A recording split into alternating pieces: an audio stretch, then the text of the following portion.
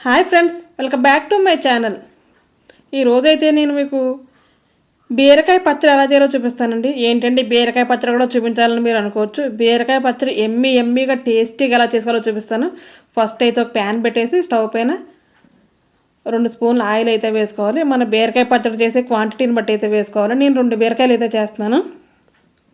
Oil వేసుకున్న తర్వాత బాగా వేడైన తర్వాత కొద్దిగా జీలకర్ర, వెల్లుల్లి అలాగే కరివేపాకు వేసి అవి వేగిన తర్వాత పచ్చిమిర్చి కూడా వేసుకోవాలి. ఇన్ని పచ్చిమిర్చి వేస్తారేంటండి మండిపోదని మీరు అనుకుంటారా? మండవండి.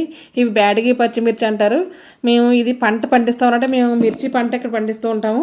ఈ పచ్చిమిర్చి చాలా అసలు ఘాటు లేకుండా చాలా మైల్డ్గా ఉంటుందండి, కారం కూడా, కానీ చాలా టేస్ట్గా అయితే ఉంటుంది. ఇది లేని వాళ్ళు, బ్యాడిగి పచ్చిమిర్చి లేని వాళ్ళు తక్కువ పచ్చిమిర్చి అయితే వేసుకోండి. అలాగే 2 టమాటోస్ కూడా పచ్చిమిర్చి బాగా ఫ్రై అయిన తర్వాత వేయాలి. అలాగే బీరకాయ తొక్క చెక్కకుండా అయితే మాత్రం ముక్కలు కట్ చేసి పక్కన పెట్టుకోవాలండి. బీరకాయ ముక్కలు కూడా వేసేసి ఫ్రై చేసుకోవాలి. ఈ పచ్చడి చాలా ఈజీ అండి. ఇది నా బెస్ట్ ఫ్రెండ్కి అయితే చాలా ఇష్టం అనమాట.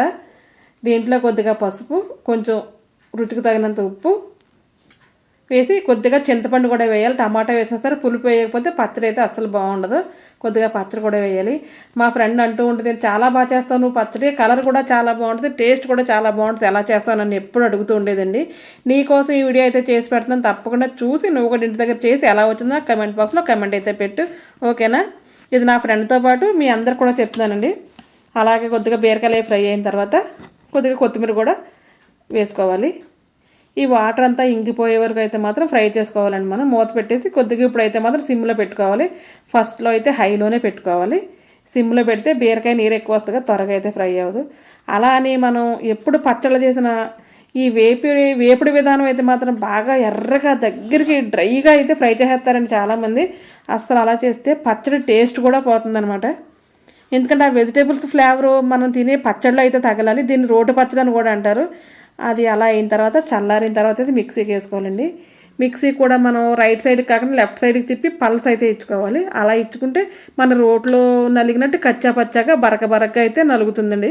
లేదంటే చట్నీలాగా మెత్తగా అయితే అయిపోతుంది. ఇది ఒక టిప్ అండి మీకు. మిక్సీ లెఫ్ట్ సైడ్కి అయితే 2-3 పల్స్ ఇస్తే చట్నీ అయితే అయిపోతుంది. చూపిస్తాను చూడండి. సిటీలో రోడ్లు లేని వాళ్ళు కూడా ఇలా చేస్తుంటే కనుక చాలా బాగుంటుందండి. రోటి పచ్చడిలాగే ఉంటుంది సేమ్. చూసారా, చాలా ఈజీగా అయిపోతుంది. రోట్లో మనం పచ్చడి దంచుతాం కదా, అలాగే ఉంటుంది. ఇదే ప్యాన్లో మళ్ళీ 2 టేబుల్ స్పూన్లు ఆయిల్ అయితే వేసుకుని మనం మళ్ళీ పోపు అయితే వేసుకోవాలి.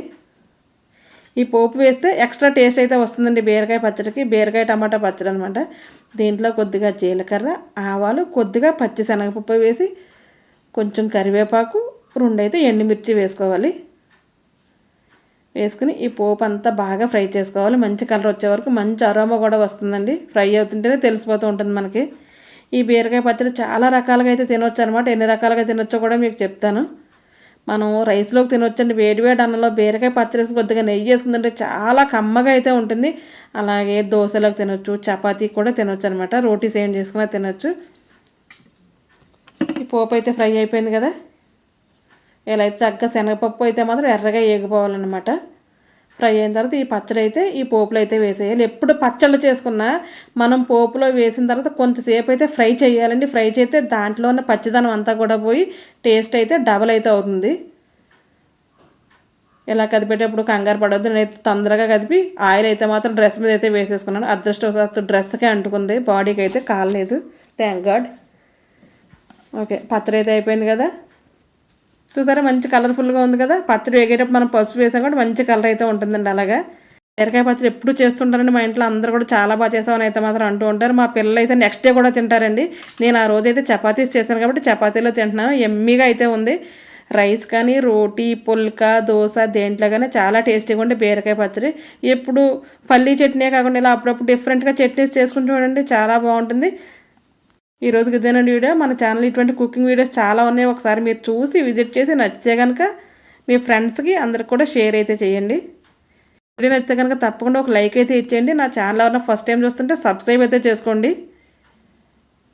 ఎటువంటి వీడియోలు కావాలన్నది అయితే నాకు కమెంట్ బాక్స్లో కమెంట్ అయితే చేయండి. తప్పకుండా అటువంటి వీడియోస్ చేయడానికి అయితే ట్రై చేస్తాను. ఓకే, బాయ్ అండి, ఉంటాను. మరొకసారి మళ్ళీ కలుద్దాం. Bye, thank you, thanks for watching my channel.